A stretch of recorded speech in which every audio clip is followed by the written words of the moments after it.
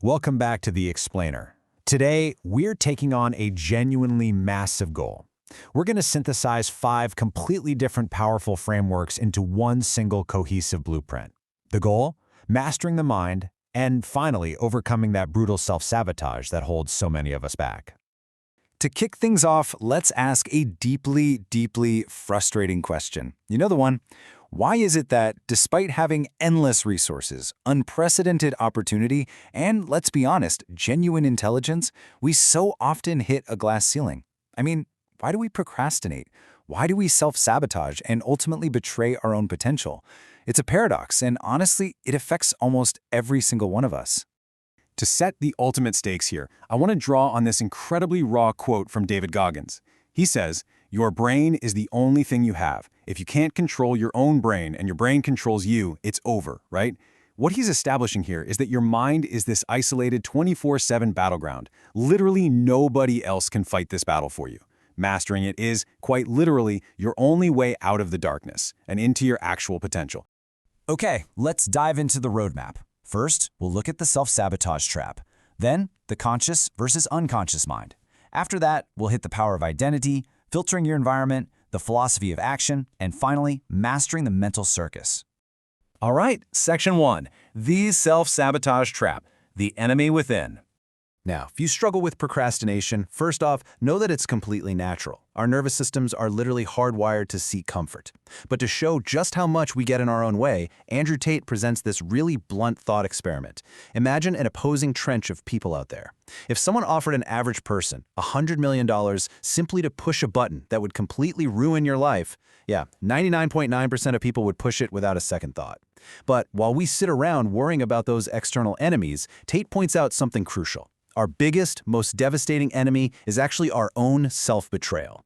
It's our laziness, our excuses, and our own negative thoughts. Moving on to Section 2, conscious versus unconscious mind, the ant and the elephant. To really understand the mechanics of this self-betrayal, we can look at Peter Sage's breakdown of how our brain actually processes intent. I want you to imagine your conscious mind as a tiny ant. It's industrious, it's logical, it's probably read all the self-help books, right? And it is marching directly north toward your goals. But here's the catch. That ant is walking on the back of a massive elephant, and that elephant represents your unconscious mind. The elephant is driven by deep childhood programming and these deeply ingrained habits, and it is stubbornly heading south. So no matter how hard your logical little ant marches north, if your unconscious elephant is heading south, you are going to self-sabotage. And the sheer scale of this is just staggering. 95% of the time, we are essentially sleeping awake. We are operating almost entirely on those deeply ingrained unconscious habits that are stored right there in our midbrain. That conscious ant, it only has its hands on the steering wheel for a tiny, tiny fraction of the day. Section 3. The power of identity. Rewriting the supercomputer. So, since we know that the unconscious elephant is the one really running the show, we have to learn how to reprogram its destination. According to the creator Shenand, reality isn't this set of immovable rocks, it's actually more like a fluid river that we can navigate. The law of assumptions basically states that what you deeply believe to be true for yourself literally shapes your external reality. Why? Because it dictates exactly what that elephant moves toward. Sendit actually breaks this down into 5 core pillars. First, you have to acknowledge that reality is fluid. Second, you must focus on solutions. Treat your mind like a GPS that just immediately recalculates the second it hits a roadblock. Third, you've got to guard your energy carefully. Fourth, realize your past circumstances are really just echoes. They don't matter today. And finally, build a strong positive self-concept.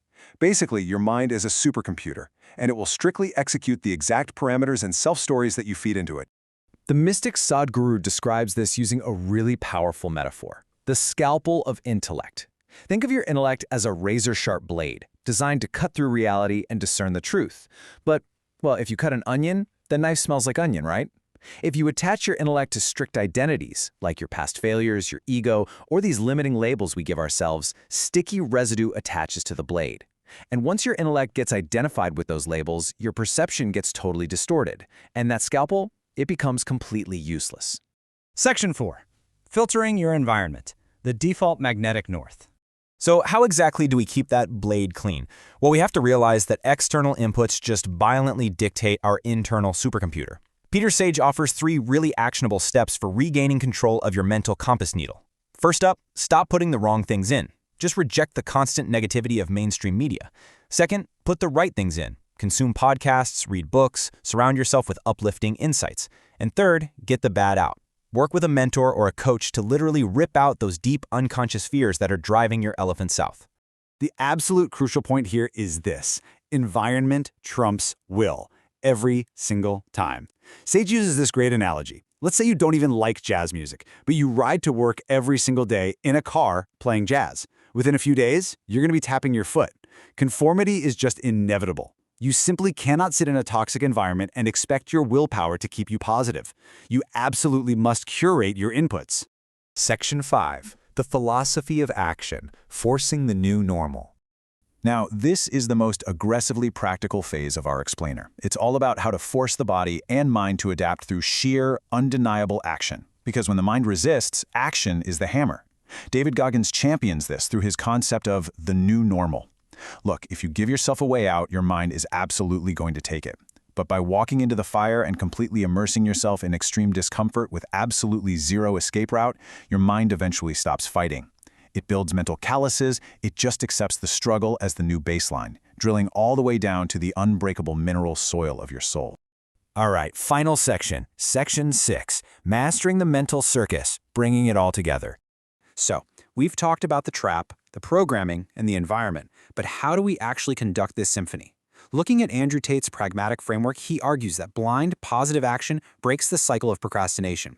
He calls it the rain dance. You don't just sit there and pray for rain, you do the dance. And even if the dance doesn't literally conjure clouds out of thin air, that raw action creates a kind of karmic momentum.